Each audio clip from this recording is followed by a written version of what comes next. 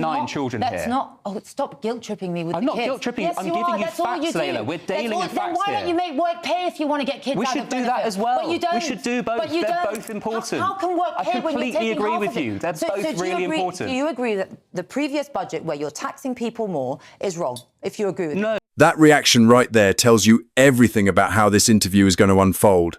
The moment the conversation stops being abstract politics and becomes about actual children living in poverty, the tone completely changes.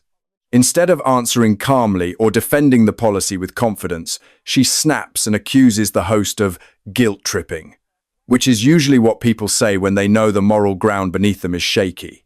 It's the kind of defensive response you give when you're cornered, not when you're right.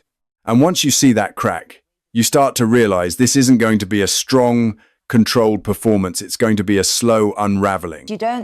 Labour thinks that you fix poverty by government handouts, but that's not the way you fix it. You fix it by... People aren't poor because the government doesn't spend enough.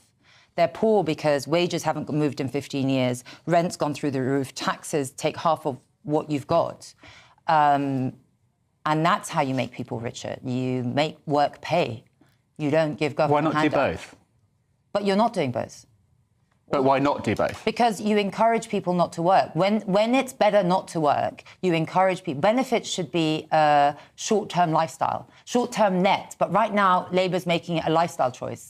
What confuses me is that a few months ago, you'd have been making the exact opposite argument here, because Reform has changed its position, and I'm curious why. No, we've always had the same position. So due to mass immigration, since 2008, we've imported foreign cheap labour. And as a result, we've imported foreign cheap wages. So wages have been stagnant. So if you've always had the same position, why in May did Farage lifting the cap would help families? Yeah, so if you let me... I mean, are you going to let me finish? Or I haven't finished. The floor is yours. No. I'll decide who the floor belongs to. Thank you. It's not your programme. Carry on. Because of that, people are working very hard, but taxes keep going up, thanks to Labour and the Conservatives. Inflation is up, prices are going up, rent's up, but wages are not going up. And we have British families who are working very, very hard and are not even getting a look in terms of, a better life. So what our message is, if you are British and you're in full-time work, we back you. And that's why we want to lift it for British working families. So if you are a child living in this country in poverty and you are not from a British family, you deserve to be in poverty. Because the British people should not pay for people who have not... Well, hang on, those children deserve to be in poverty. It's not a binary choice, as you say. Well, of course it is. No, it's not a binary choice. It's about priorities and it's about whether we have enough money. But Labour is saying all children should not be in poverty, and you're saying only British children should not be in poverty. As I said, you don't lift people out of poverty with government handouts. If you really wanted to lift people out of poverty, you would reduce tax on work, you would make work pay and not benefit pay. I'm so confused. I'm sorry to interrupt, but I just want to be really clear on this. No, I really just want to get a straight answer out of you, because you're saying that you support the policy, but you're also saying that benefits don't lift children out of poverty. Which one is it? So you're getting mixed up. We support the policy for working British families because they are paying into the system. Okay. We don't think that people who are not paying into the system, who are not British, should get the benefit of taxpayers working hard. British children living in poverty deserve to stay in poverty. No, non-British workers, non-British people should be working and not claiming benefits if they are not British. You can't go to any country and claim benefits. And then if they fall ill, or if they get injured, or if they're out of work for whatever reason, and they fall below the poverty line, their children then should stay in poverty, should they? You don't lift people out of poverty with government handouts. We're talking about helping people who are in work. You keep trotting that out, Layla, but it really is a yes or no question. Do those children deserve to be in poverty or not? Nobody deserves to be in poverty. Well, then why don't we help them, as Labour is suggesting? Because government handouts do not... Everyone knows that government handouts do not lift people...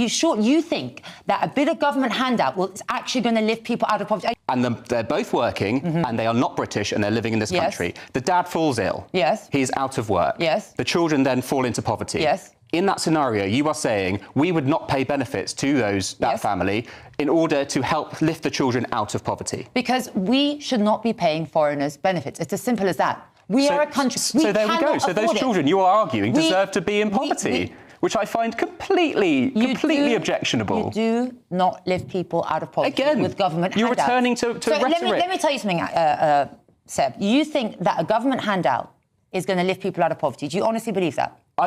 If yes or no? You are... You like these binary questions, yes or no? Yes, because if you're in that scenario that I just described and half of your income suddenly disappears overnight because your dad falls ill, you should deserve not to fall into poverty. The baseline... Watching this play out from the beginning, you can see a very clear pattern forming.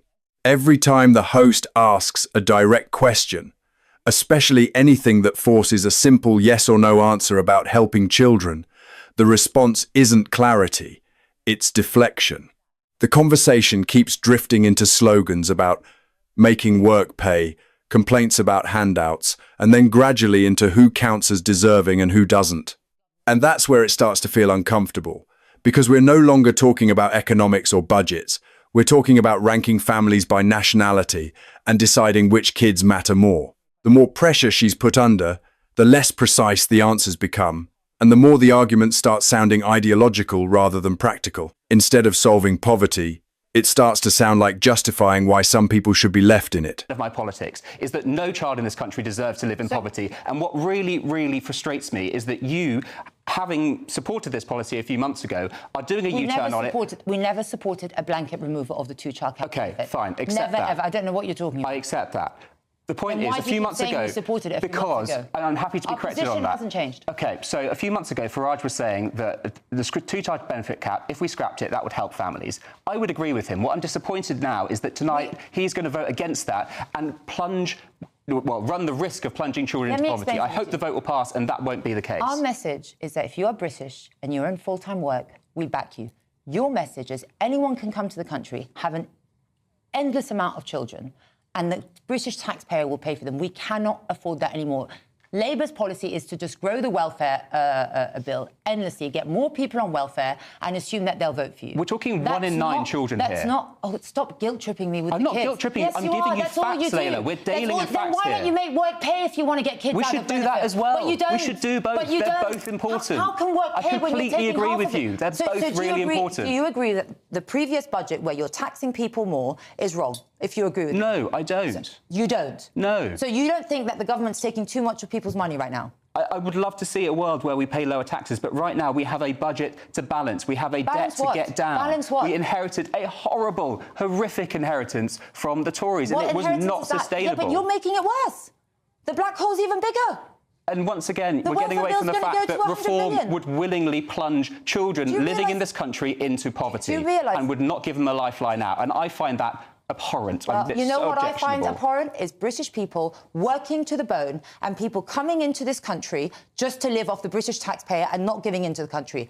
You support people who do not work. We always support those that do work. And that's the difference. If they're British, and that's it. If they're British, you devalue the work of people who live in this country who are not British. We will there are people in this country. British people. But Layla, there are people in this country who are contributing to our economy, who are doing crucial jobs, who are not British. They are just as valuable. And they are taking the jobs just as from valuable. British people, and that's got to change. They're keeping our economy going. Oh, come on, Layla. If you stopped immigration, if you stopped immigration, the country would collapse. The economy would nosedive. That is a complete lie.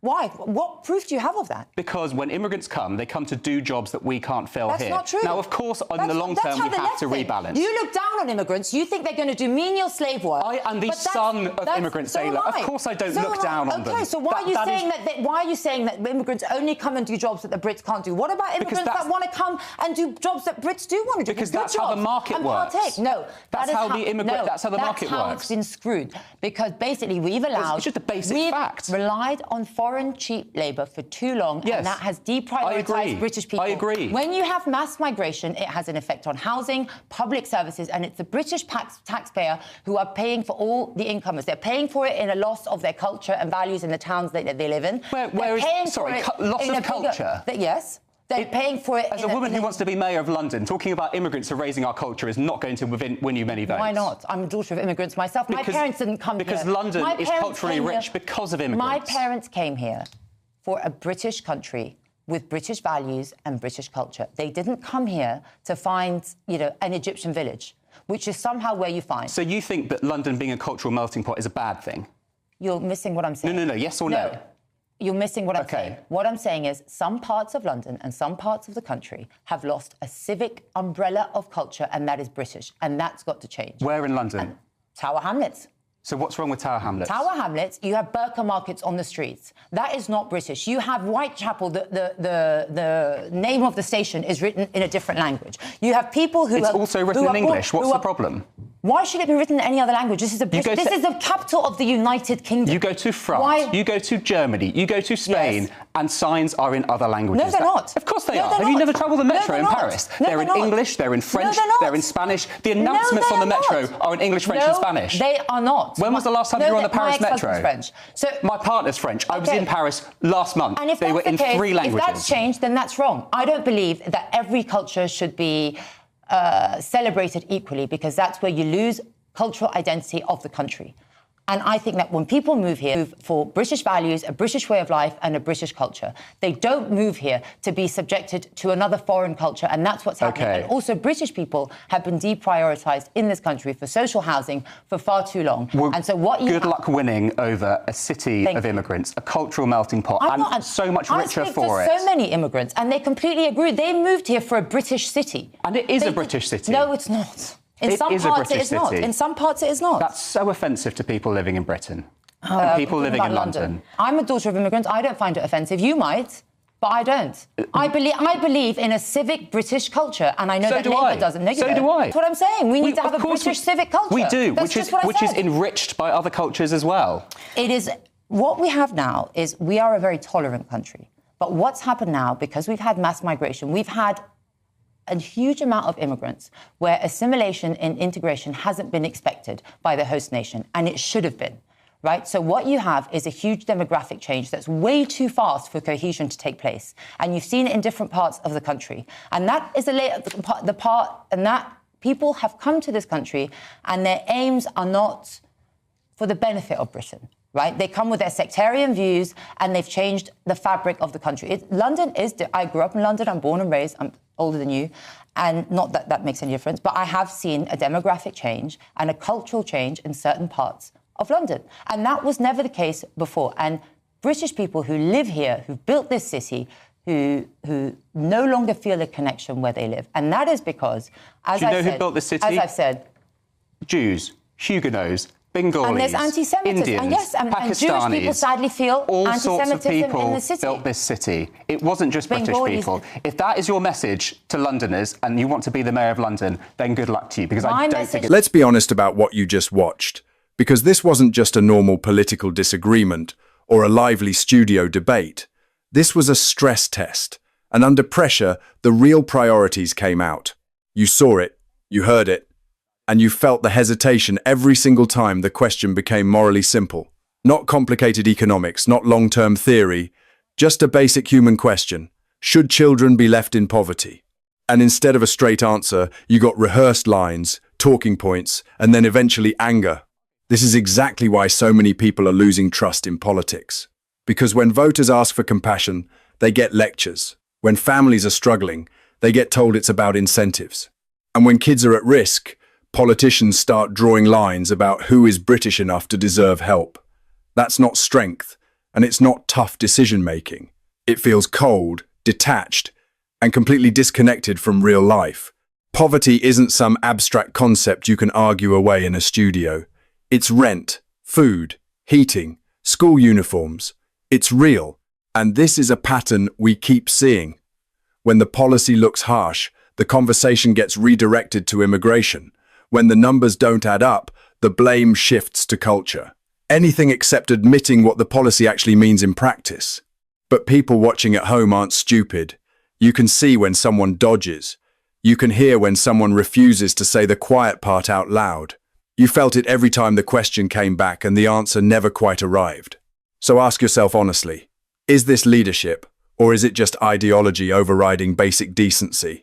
And would you really trust people who can't answer a straight moral question to run the country? If you want more direct, no-nonsense breakdowns like this, like the video, subscribe, and hit the bell so you don't miss the next one.